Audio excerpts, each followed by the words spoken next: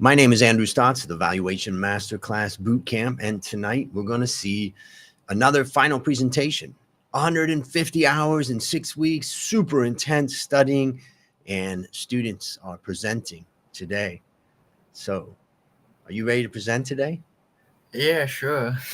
I'm looking forward to it. I know we were just talking about how you've been working so hard, Yeah. but it's almost over. So, let me pull up your presentation. One second. All right. So we see your presentation, and I'm going to exit in just a second. And when I do, you just start. Okay. Okay, thank you. So I'm going to exit now. You can start now. Okay. Hello, everyone. Welcome to our final presentation of the bootcamp. So I initiated the coverage on Daimler Truck Holding AG with a buy recommendation. This is based on the target price of 43 euro, implying an upside of 19%.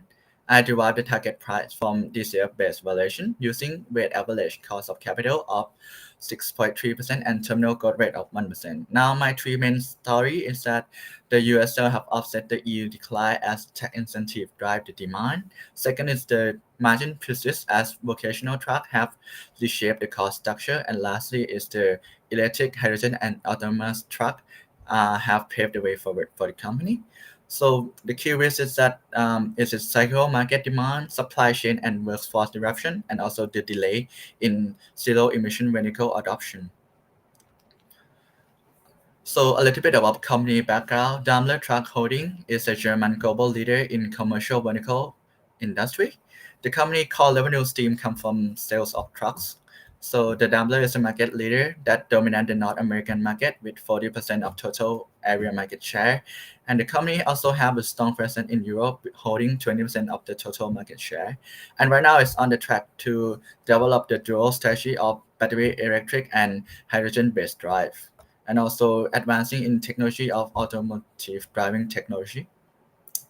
Now, my first story is that the US still have offset the EU decline as the lobbyist of US still have capitalized on Section 179 tax incentive, which allow business to fully deduct the vehicle cost before this year end, and next year is going to be reduced to only 50%. So this held down the stay on track to meet the annual target of around 500,000 unit sales. And those seasonality purchasing trend is continue as the Q4 always be their strongest strongest sales quarter, and particularly in the North American, further boost the year-end demand and solidify Daimler position in the key market. And that's the reason I forecast the revenue conservatively to only allow 3% growth for the next 4 years because the fluctuation demand in the EU. Now, the Daimler net profit margin have dipped 4.6% in Q3 of 2024. This is due to impact of rising input costs and sales mix shift toward the vocational truck. Despite those challenges, management commit to improve production efficiency and leveraging economy of scale. Those efforts compounding with the potential tax saving on depreciation, providing pathway for margin to stabilize and long-term profitability. So it's expected to improve EBIT margin for every year and it's gonna get better in the following year. Lastly is the advancement in electrification and hydrogen power and autonomous solution. Daimler have aimed to introduce autonomous truck by 2027 and aim to achieve over 3 billion in revenue by 2030. And this is to tackle the problem of driver shortage and also expanding manufacturer capacity for zero emission vehicle have further solidified Daimler commitment to future-ready technology. Now let's look at the truck industry overview. So the the industry is valued at $2.6 trillion in 2023 and is projected to reach 3.7 trillion by 2032. That is for 4% compound annual growth rate according to Fortune Business Insight. The growth is fueled by rising e-commerce and infrastructure investment, increasing in demand for efficiency local truck, especially on the last mile delivery. And this trend is indicate a future where sustainability is integral to industrial growth. Now, the International Energy Agency or IEA have predicted the electric truck may account to approximately 10% of the heavy-duty truck sales by 2030. And despite the advancement in eco-friendly technology, is still facing a significant hurdle as the price. The electric truck is 2.5 to 3 times more expensive than the diesel alternative. For example, the diesel Class S truck costs around 180,000, while the electric model is exceeding 400,000. And right now, Europe have only 10,000 charging point for medium and heavy duty truck, but it needs 300,000 by 2030. Overcoming those barriers will require substantial investment in charging network and consistent policy support from the government. Now we're moving on to the quarterly results. So we can see that the total revenue have decreased 5% year on year, and the company saw 1.1 year-on-year decrease on gross margin and 2% on net margin.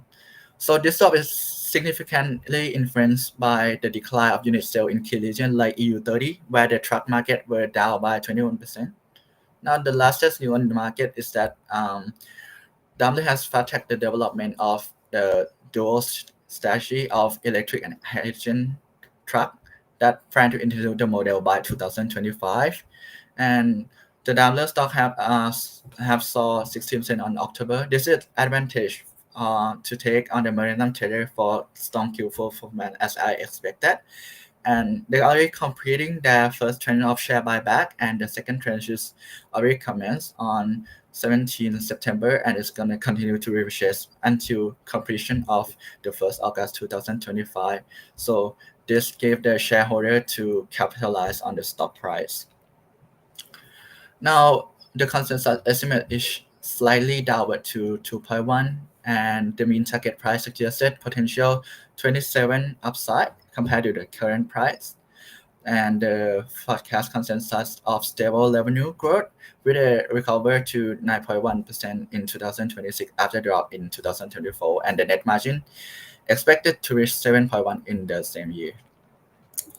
Now let's look at the revenue insight and geographic breakdown. So in 2023, Daimler earned revenue of 55.8 billion, making 10% increase from the previous year. The Daimler Truck North America segment is 39%, and the largest contribution of the Daimler revenue.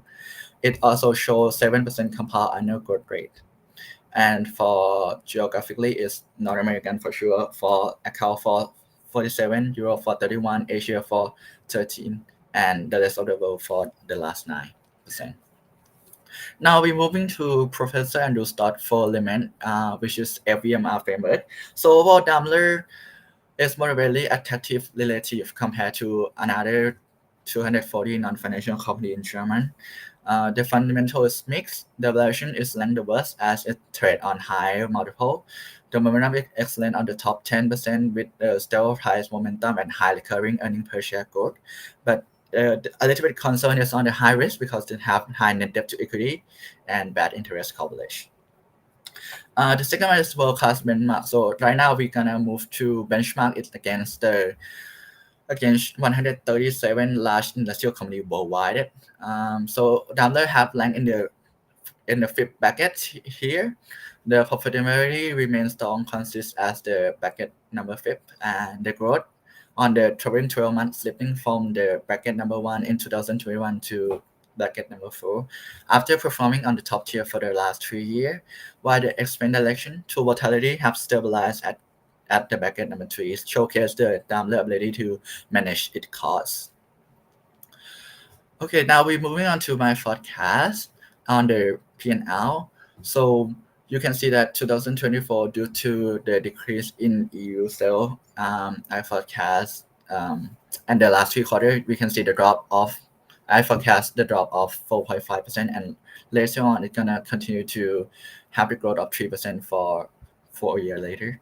And you can see the net profit gonna start to climb up, but it's gonna continue to, but it's not gonna reach the peak on 2023. And the net fixed assets continue to grow, and they have to invest it on dual track strategy of the EV and hydrogen-based drive vehicle, as well as the long-term debt to fund those fixed assets. Right now, you can see that why I highlighted dividend payout. Dividend pay is because they recently changed dividend payout ratio. On 2023, their policy is 40%, but right now they increased to 40 to 60. So they can see that the company start to mature. And lastly is the EBIT margin. It's going to continue to be a little bit lower until they can gain the market of zero emission vehicle and the market in the EU back to the level before. And the CapEx is that they have to invest in those ZEV vehicle as well. Okay, now we're moving on to relative valuation.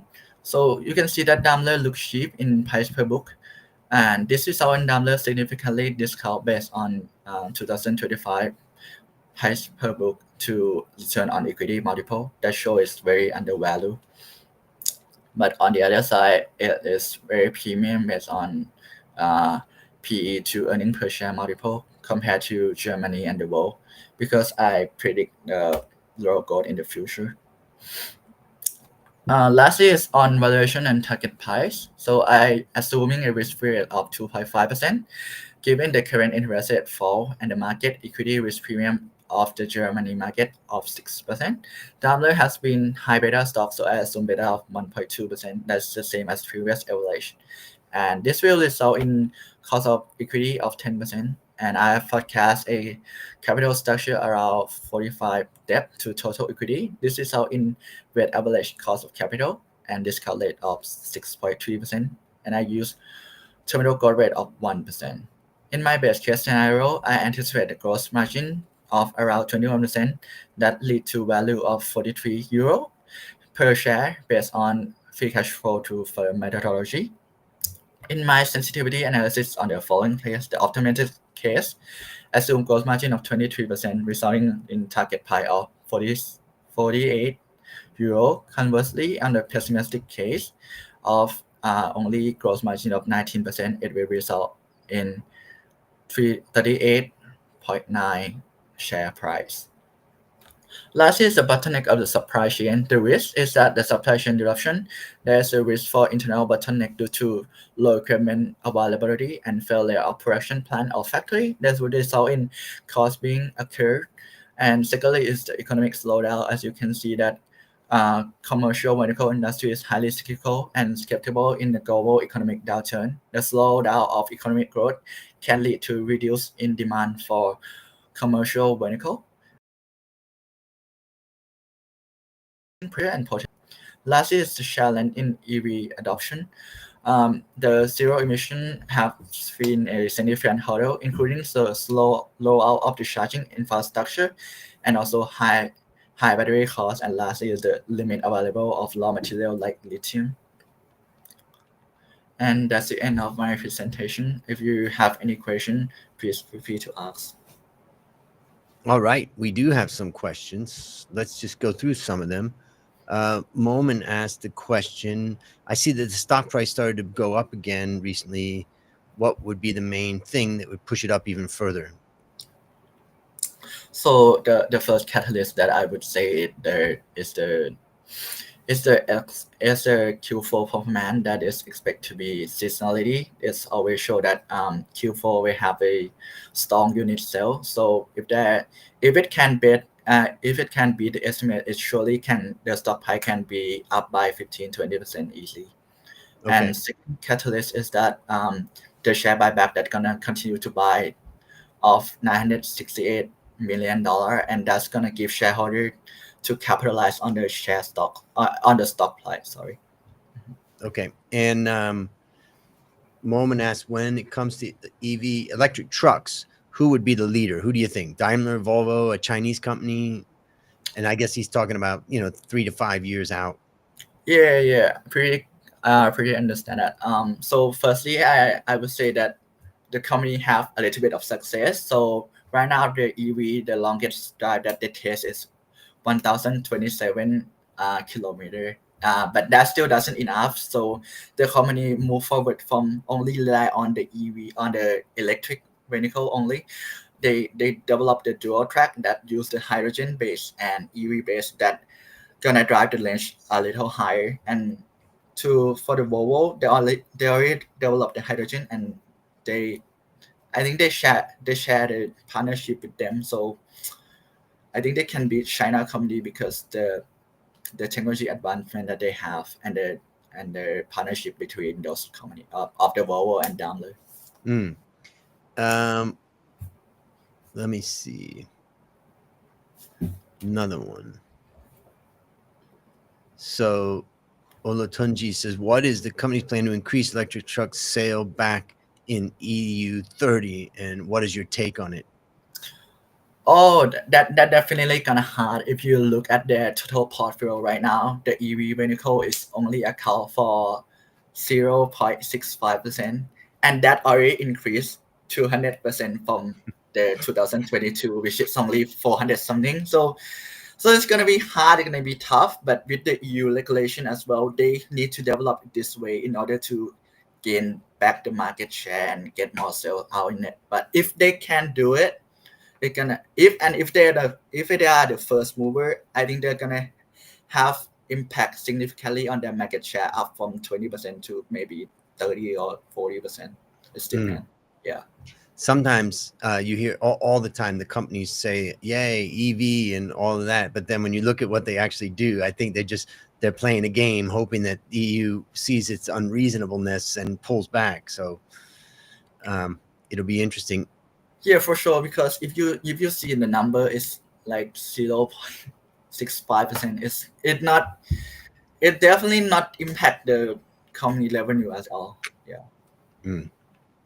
Another question from Momin. The company's trading at a low price to book, low PE. So why do you think the market is undervaluing it? So as I say that it already missed the last three estimate earnings per share. So when a lot of investors see this, like they start to lose their confidence in the company management. And also because even though the US have the strong sale, but the strong sale have come from vocational truck, which is a new model that is still have a bottleneck, and the management try to like improve efficiency, and that is a cost as well. So that's caused that EBIT to turn down, and that caused the stock price to soar as well. I don't even know what vocational truck means. So it's hard to explain. It's like it's just that I would say it's like the on the back part is different from the original that they already built. So this will cause that to invest in the more infrastructure, than the first. Ukrit says, what's your thoughts on the European and Chinese market for Daimler? How are they going to do there? So for the European, they have 20% of the total market share. And as the company is based on Germany, I think they would like to continue to improve. But the competition over there is hard, and also the regulation is more strongly than US. So we'll see that how the EV going and how company can improve. But for the Chinese market, the issue is not their main part, and that's not their main.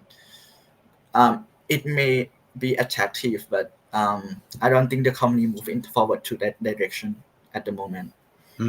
And Prow asked the question, why do you expect 45% debt to total capital? Would it be risky for the company?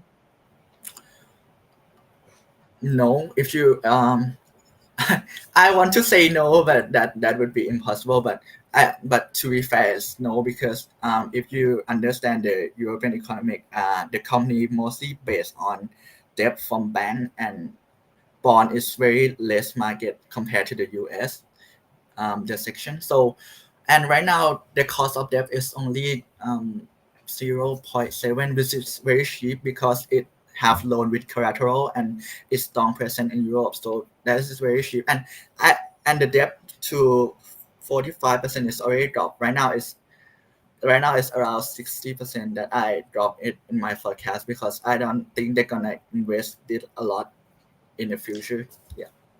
Yeah, and a little technical lesson on that in the model. Remember that that's market value of equity. So when we say 45% and debt as a percent of total capital, Mm-hmm. that's looking at market value. And because the price to book is down close to 1, it's, you know, the equity is very low, and it's more like the net debt to equity, you know. And then if the company's price to book went up to 1.5, as an example, all of a sudden the So that the debt percent of levels will drop. yeah. So that's a little technicality in the model. So how does it feel to graduate from the Valuation Masterclass Bootcamp? Always feel very great, very rewarding to all the effort that I give into this class. It's very fun. It is a long and tough journey, 6 weeks, investing a lot of hours per day and per week. But overall, I think I have built like more strong foundation to tackle the real world financial challenge with more confidence. Mm-hmm.